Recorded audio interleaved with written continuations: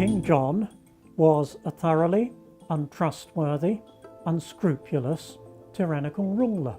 When he became king in 1199, like his brother and his father Henry II, who'd gone before, he was ruler not just of England, but of a wide range of lands that we know as the Angevin Empire, stretching from Normandy, across Anjou, into Aquitaine, almost to the Pyrenees.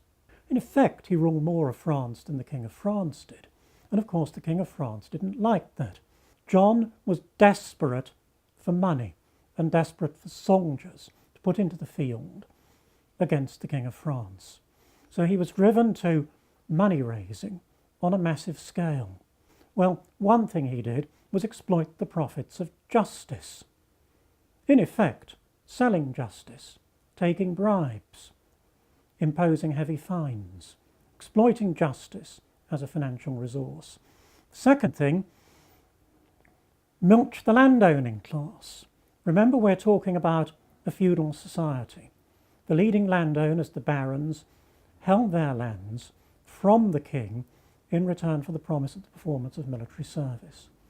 And as feudal overlord, King John had rights over them, which he could turn to profit.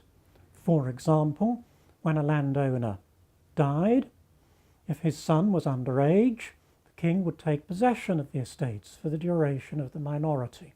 It was a medieval version of asset stripping.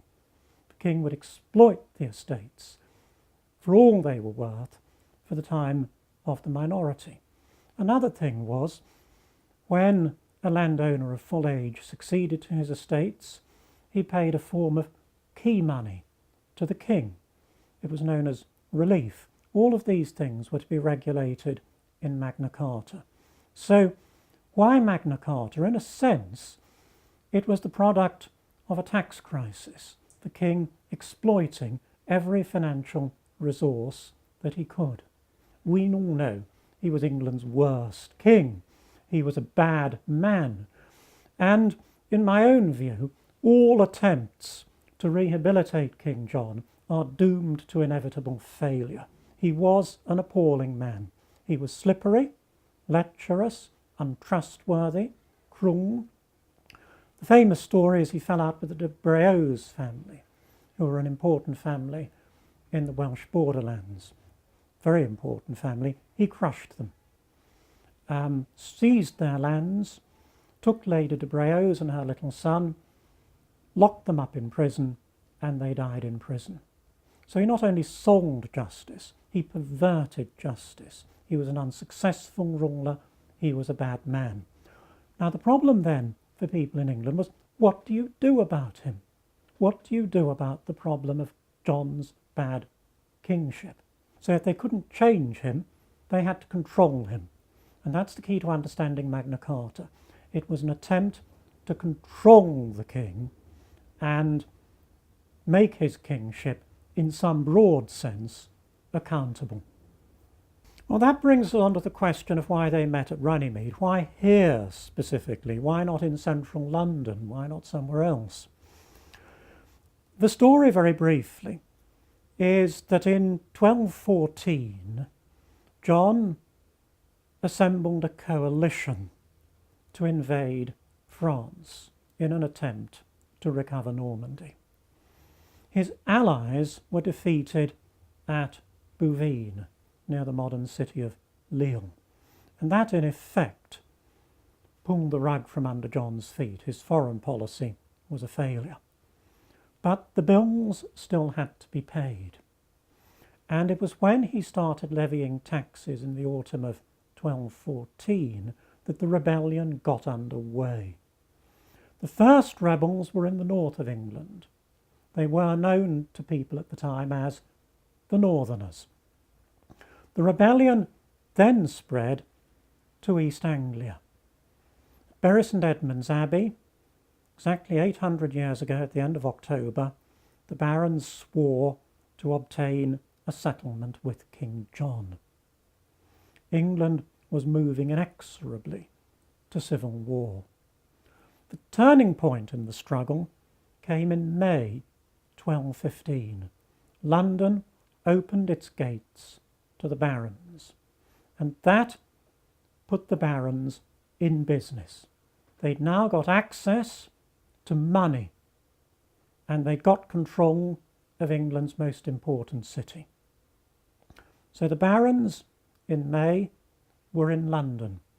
Where was King John? The end of May, he was at Odium in Hampshire, down the road in Hampshire. The castle there is still known as King John's Castle. From Odium, at the end of May, he came to Windsor. So the position at the beginning of June 1215 was that the barons were in London, King John was at Windsor. The barons then sent an advance guard to Staines, then as today, an important river crossing and on the main road to the southwest. So with the baronial negotiators at Staines and the king at Windsor, they did the obvious thing. They split the difference and met halfway. So what we have to imagine in the first half of June 1215 is a kind of American Secretary of State style shuttle diplomacy going on, envoys going back and forth between the two sides. By the 10th, they'd reached a provisional settlement. They then spent a few days doing the fine-tuning, and on the 15th, the final terms were agreed and some sort of reconciliation ceremony took place.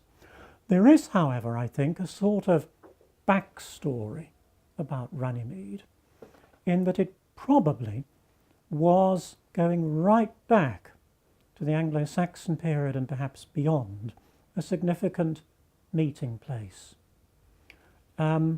It is, as the experts say, a site of liminal significance, because it was on all sorts of boundaries. Today, it's on the boundary between Surrey and Berkshire. In the Anglo-Saxon period, it was on the border between the Kingdom of Surrey and the Kingdom of Mercia, later the Kingdom of Wessex.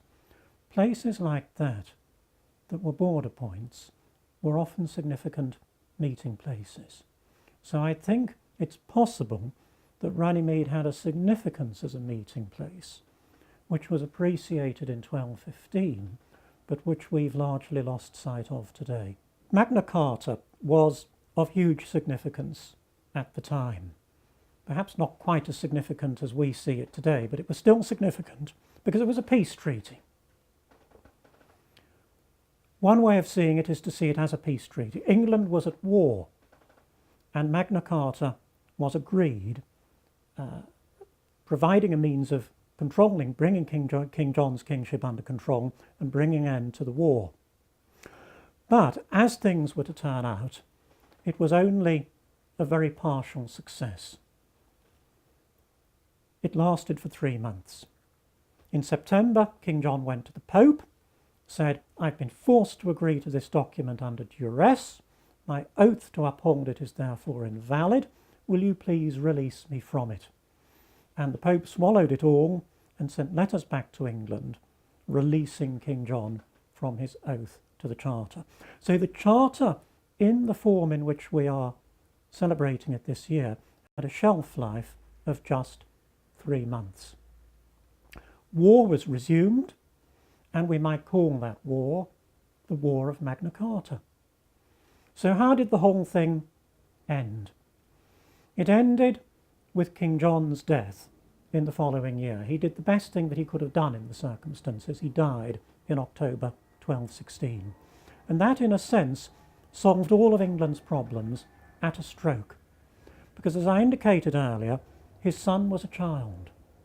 He was blameless.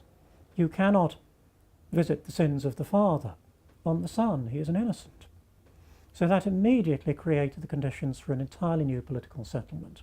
And in a nutshell, what happened was the two people running England in the minority of Henry III, William Marshal, the Earl of Pembroke, and Guala, the papal legate, they took Magna Carta, in origin an opposition document, shredded it of all its most controversial clauses, and reissued it in its modified form as the new king's peace offering to his subjects.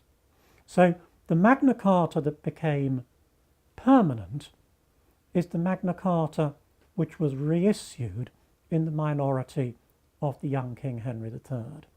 And the final and the definitive reissue was that of 1225.